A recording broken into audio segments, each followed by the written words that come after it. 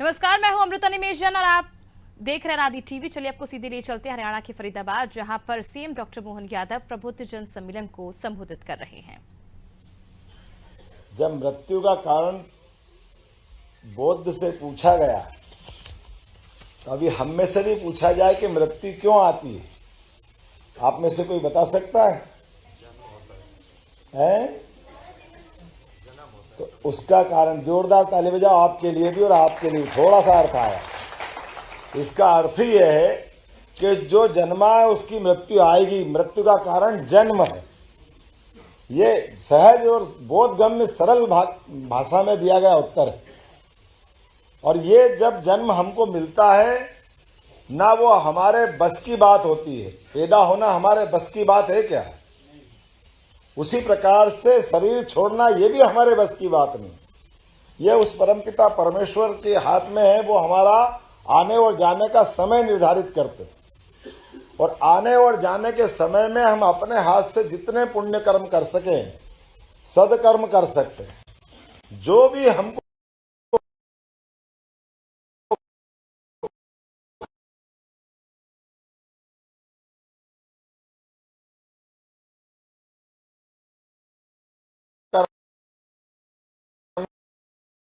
है उस नियत समय में करना है।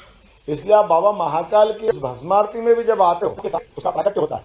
उसी प्रकार से हमारा अपना ये पिंड बन करके परमात्मा हमको मौका देता है, हमारे हाथ से जो अच्छा हो सकता है वो करें। इसलिए हमारी सनातन संस्कृति से जड़े जुड़ करके केवल जन्म में हम सारे उत्तर ढूंढते हैं। इसलिए हमारे सारी देवी देवताओं की केवल जयंती मनाते, किसी का शरीर छोड़ने का दिवस नहीं मनाते। ये हमारी विशेषता है। जो आया वो जाएगा, उसमें आने जाने में जो बीच का अंतराल है, उसके हाथ से उसने उस समय का सदुपयोग कैसे किया, क्या किया, कितना किया। और उस नाते से हमारे इस देश की विशेषता रही है हजारों हजार साल से कि जहां ये वसुधा को कुटुंब मानने की परंपरा है, यहाँ इस जगह दर्शन हम जियो और जुनूदों में विश्वास करते हैं। जहां हमारे वेद परंपरा में सर्वे भवन्तु सुखिनः, सर्वे सन्तु निरामया, हम सबका जो अच्छे से अच्छा हो सकता है उसकी हम कामना करते हैं। और इसी नाते से आजादी के कालक्रम में हमारे हाथ से धीरे धीरे धीरे धीरे कई यश चले गए। लेकिन दुनिया में हमने अपने आप को अगर सोने की चिड़िया के नाते से पहचान बनाई, तो हम कहीं लूट के नहीं लाए।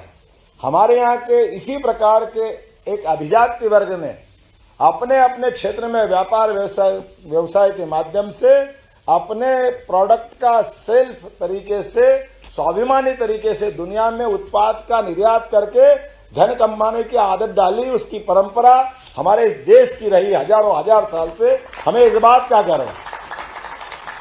और आज भी वो सारे उत्तर देने में समर्थ है हमारे अपने औद्योगिक घराने के लोग या इस प्रकार के सारे लोग। लेकिन वो दृष्टि भी रखते हैं कि दृष्टि में सृष्टि है, प्रकृति में परमात्मा भी है और आत्मा में भी परमात्मा है। तो आत्मा और परमात्मा में, प्रकृति में, सृष्टि में जो तादात्म्य बिठाता है वो भारतीय संस्कृति है, वो सनातन संस्कृति। इस नाते से सरकार का बनना, इस छाया का, इस आश्रय का देना बराबर है। इसलिए हजारों साल से हमारी परंपरा है कि शासन की व्यवस्था सुयोग्य हाथों में होना चाहिए। शासनकर्ता में वो सामर्थ्य होना चाहिए जिसकी दृष्टि सृष्टि से जोड़े और सृष्टि प्रकृति से जोड़े और प्रकृति से परमात्मा की तरफ वो हर जीव में आत्मा के समान व्यवहार करे। इस नाते से वो बोध वाक्य वापस पुनः हमको याद आते हैं, जिसके कारण से जियो और जुनूदों की बात करते हैं। अगर दुनिया के फलक पे देखेंगे तो दो तरह की धाराएं हमको दिखाई देगी।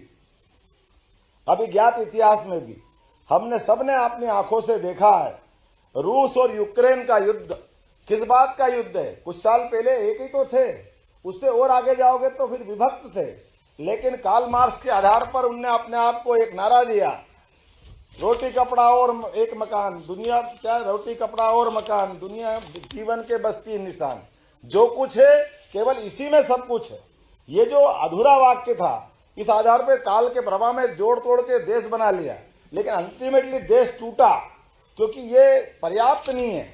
जीवन में अगर सब कुछ हो गया, खाना कमाना हो गया, तो उसके बाद देश की सीमा अपने आप नहीं बन जाती। देश की सीमा हजारों साल तक एक साथ एक जैसी संस्कृति में रहने वाली प्रकृति जब आती है तो संस्कृति की निर्मिति होती है, और संस्कृति की निर्मिति होती है तो उसी का परिणाम निकलता है कि हमारे यहाँ ये भारतीय संस्कृति जैसी कोई लचीली संस्कृति निकलती है जो हर नित्य नवीन नूतन का स्वागत करती हुई दिखाई देती है। ये कभी रिजिड नहीं है, ये कभी बंधती नहीं है। आपकी भी जय है, आपकी भी जय है। हो सकता आज जो कह रहे हैं कल इसमें कुछ और नया आएगा। वो नित्य नूतन नवीनता का स्वागत करने आती है। इसलिए हमारी प्रकृति में परमात्मा ने कहा और इकबाल ने कहा है कि कुछ बात है कि हस्ती मिटती नहीं हमारी। वो जो कुछ बात है अर्थात जो अच्छा हो सकता है उसको बचाए रखने की हमारी जो परंपरा है, हमारी जो पीढ़ियां हैं, वो पीढ़ियां हमको लालायित करती है मानवता के जीवन को बचाए रखने के लिए। इसलिए हम सब मिलकर के आज के इस दौर में स्वामी विवेकानंद की उस भविष्यवाणी को सार्थक करने के लिए एक तरफ हमारे प्राचीन ज्ञान विज्ञान की अच्छाइयों को ला करके दूसरी तरफ उमड़ते घुमड़ते ऐसे आर्थिक और पता नहीं कितने प्रकार के लालच और लोभ के बावजूद भी हमारे पास जो जीवन दृष्टि है वो जीवन दृष्टि की आपने यशस्वी प्रधानमंत्री की कार्य योजनाओं के आधार पर पिछले 8-10 साल की सरकार के आधार पर आपने देखा होगा कि जब कोविड के कठिन काल में हमने सबने देखा कि जब एक तरफ जिंदगी के लिए गुजर बसर के लिए हाहाकार मच रहा है, लोग ऑक्सीजन मांगते हुए मरते हुए दिखाई दे रहे हैं, ऐसे समय में भी हमने कोई दवा इजाद की अगर तो दवा इजाद करके हमने कोई पेटेंट नहीं करा लिया कि भारत के अलावा किसी को नहीं देंगे। हमने जो कहा है जियो और वो करके दिखाए। 100 से ज्यादा देश के लोगों को हमने अपनी दवा इंजेक्शन दूसरे को दिए, डोज दूसरे को दिए। उसका कारण ही ये था। और आज के इस दौर में बदलते समय के हिसाब से जब हमने अपने सांस्कृतिक अनुष्ठान का पर्व हासिल किया है, जब भगवान राम से लगा करके हमारे तमाम प्रकार के अलग अलग क्षेत्रों में, और अब तो आप भी अपन सब बता रहे हैं कि जिस जगह हम बात कर रहे हैं, अब ये तो रक्षा उत्पादन का बड़ा क्षेत्र है। एक तरफ अपना पुराना रिकॉर्ड देख लें कि भारत के लोगों की पुराने समय की स्थिति में क्या थी। आपके तो देश और देश से दुनिया के संबंध आया होंगे। बदलते दौर में भारत की जो इज्जत बढ़ी है, वो इज्जत बढ़ना चाहिए कि नहीं बढ़ना चाहिए भविष्य में? अपनी तरफ से आवाज नहीं आ रही। क्या देश की मान बढ़ना चाहिए कि नहीं बढ़ना चाहिए? नहीं तो दुनिया में जब से देश आजाद हुआ था एक ही नाटक चल रहा था। हम पाकिस्तान को देखे, पाकिस्तान हमको देखे। हम हमारी तरफ से कुछ नहीं करेंगे, लेकिन वो मर्जियां जो करता जाए, और हम हाथ पे हाथ धरे रखे बैठे रहते हैं।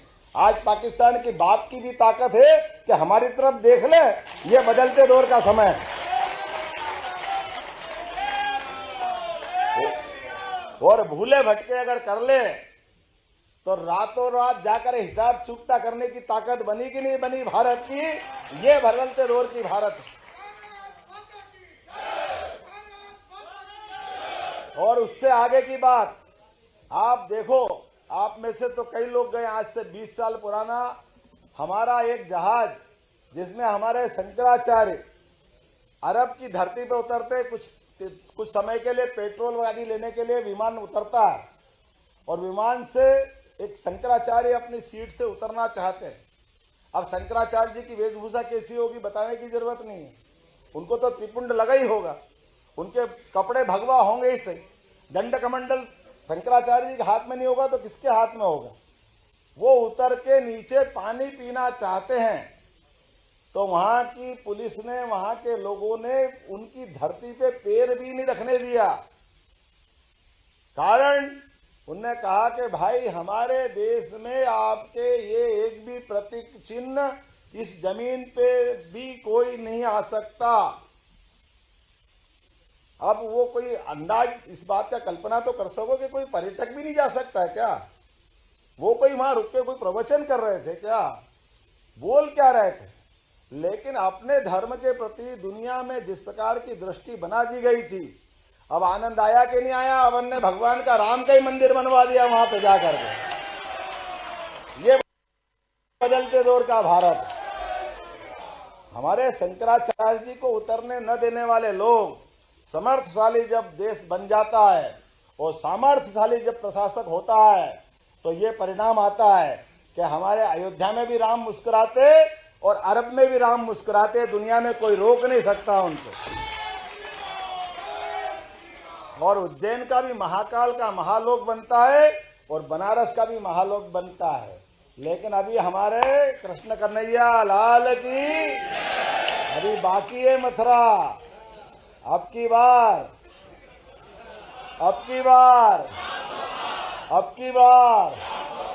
तो आपकी इस बार में फिर आपको संकल्प करना है, भगवान कृष्ण को याद करना है, भगवान कृष्ण के स्वरूप को स्मरण कर लो। आप सबके पास सुदर्शन चक्र है। किस किस के पास है? हाथ खड़ा करो। केवल पूरा हाथ मत खड़ा करो, गलत हो जाएगा। केवल सुदर्शन चक्र काहे पाया था?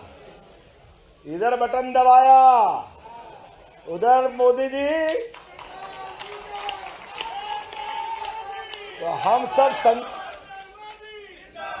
हम सब संकल्प करें।